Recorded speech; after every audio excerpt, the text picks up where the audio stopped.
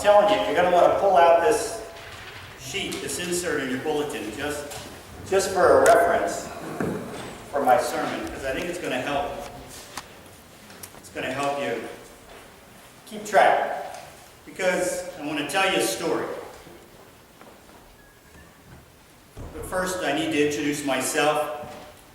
My name is Reality, and I'm the father of 2 sons.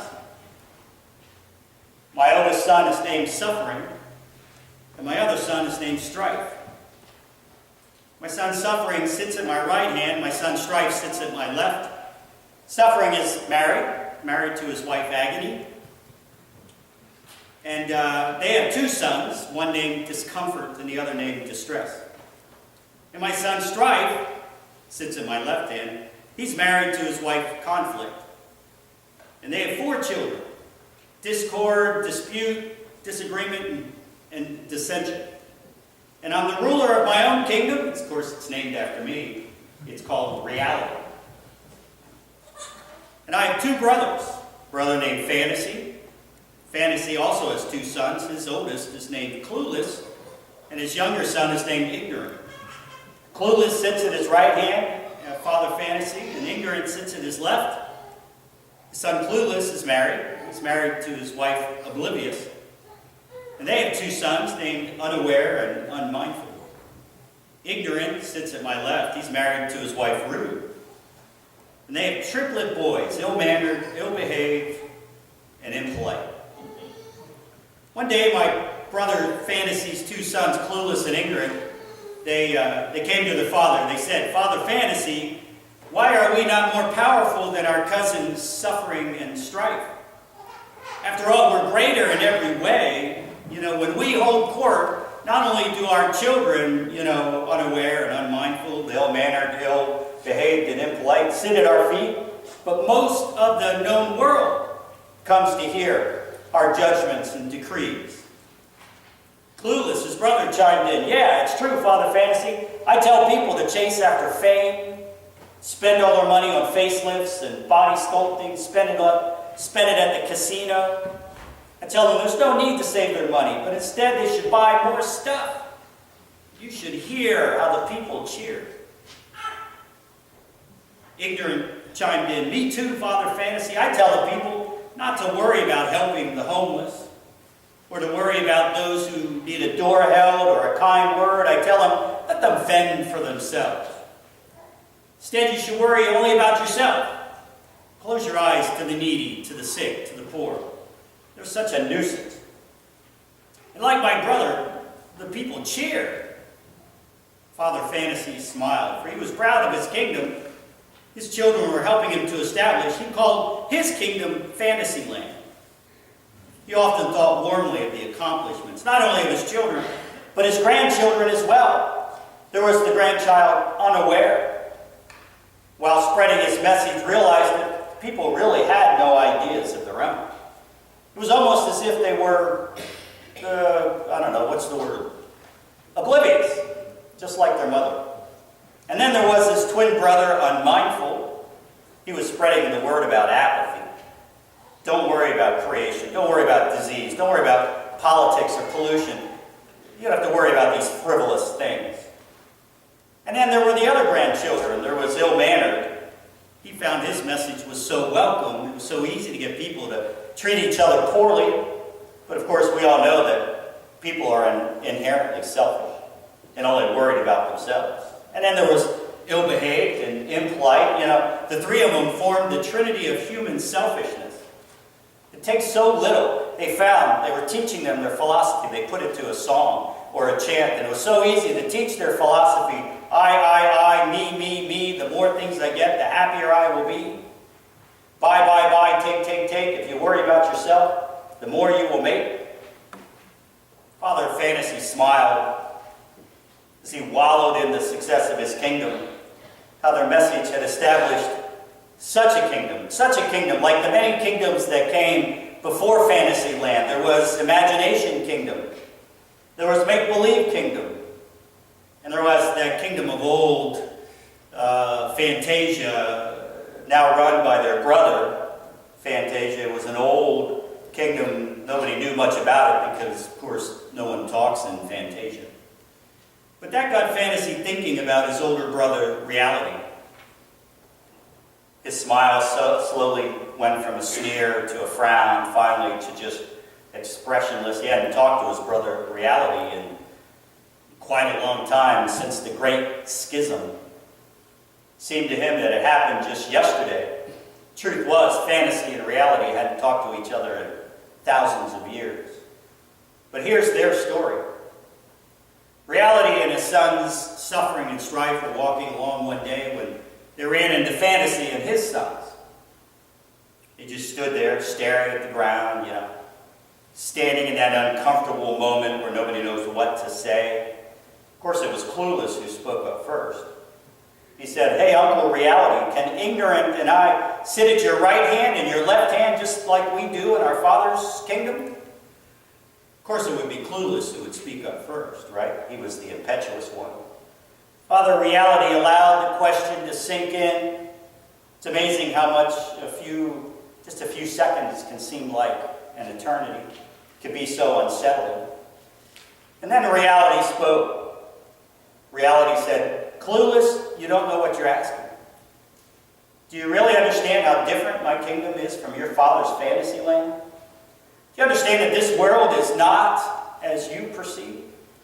It's nothing like your kingdom your father Fantasy and mother Oblivious had devised. Your kingdom is based on lies. It's driven by greed and selfishness, deception and misunderstanding. To live in a world where you only think of yourself, where the possessions that you have are your greatest claim in life, where the ego thrives, where love of neighbor has been transformed into hell with your neighbor, where someone questioning your motives is condemned as an assault on your right to lord it over others, where you must always be first and everyone is taught to suck on the marrow of self-righteousness. That world is truly a fantasy land.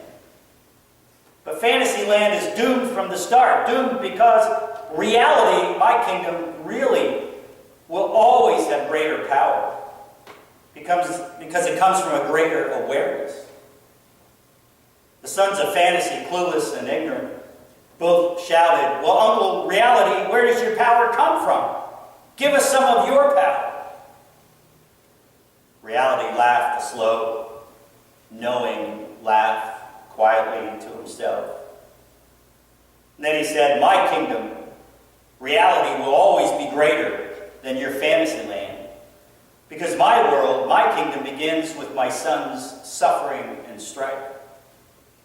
Life is born out of suffering and strife. We come into this world in the pangs of childbirth. From our boarding cry, we breathe in strife. We fight for each breath. We struggle for each meal. We suffer adversity. We experience setbacks, and strangely enough, we grow stronger. We grow stronger because we do not seek glory and adulation, but instead, we seek to help our brother and sister. We see to their needs. We share out of our abundance. We carry each other's burdens. Your fantasy land, where each person only cares about themselves, will never match our power because the reality of life is we need one another. We need community. We need relationships. We need the church. And we will not set one person above another. We will not set the wealthy above the poor, the haves against the have-nots. The reality is this. Everywhere there is suffering. Suffering has meant agony. They have borne discomfort and distress. Each person who comes into this world, who comes to know reality, knows that we all experience crushing pain. But out of anguish, we have found light. The reality is also this. Everywhere there is strife. Strife has meant conflict, and they together have borne discord, discomfort, disagreement, and dissension. Each person who comes into this world comes to know reality comes through distress. But out of distress comes hope. Clueless shouted, "How can this be? How can hope and light be born out of suffering and strife?" Reality said, "Because I taught them. I showed them that suffering produces endurance, and endurance produces patience. I showed them that strife produces knowledge, and knowledge produces understanding. And suffering and strife together build a community of will, people working together to serve, not to be served. People putting others first and putting themselves last. This is where our power comes. It comes from self-giving service, not taking and hoarding, but giving out of our abundance. So clueless and ignorant, go back to your fantasy land. Go back to your selfish ways where you argue over who is greater. Because in reality, greatness comes from serving those who are suffering. Greatness comes from easing the burdens of the strife-stricken.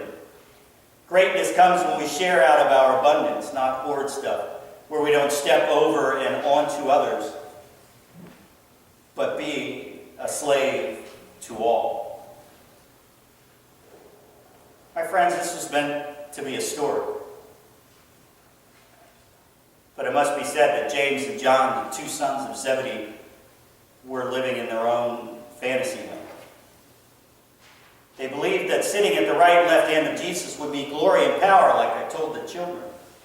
You could say that they were truly clueless and ignorant. And Jesus was going to set them back on the right path, the path to his reality. The reality that he, Jesus, was born into suffering and was sent to suffer. And we can try to emulate his suffering, but we can never achieve his suffering. But this world gives us plenty of suffering and strife, agony and conflict, as well as discomfort, discord, and disagreement. But Jesus' call to discipleship has it all. The reality that life gives us good and bad. And we can share the love of Jesus with all we meet through service and love, and through all of the suffering and all of the strife, as well as love and life. We find union and communion with Christ, who promises us not a fantasy land, but his kingdom of reality, a kingdom of power, the reality of unconditional love, unconditional mercy, and unconditional grace. So thanks for listening to my story. Amen? Amen.